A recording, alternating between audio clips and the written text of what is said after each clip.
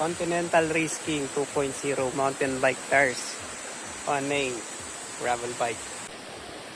On the front, mayroong approximately 3mm clearance.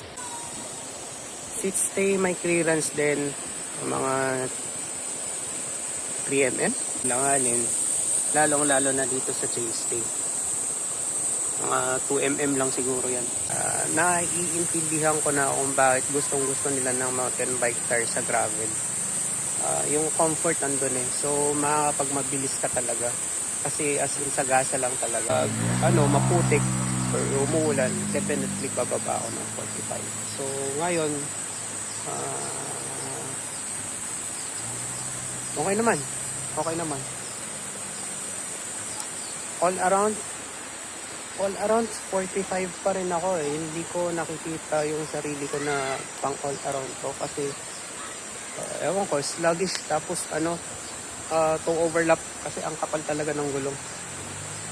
Yan lang.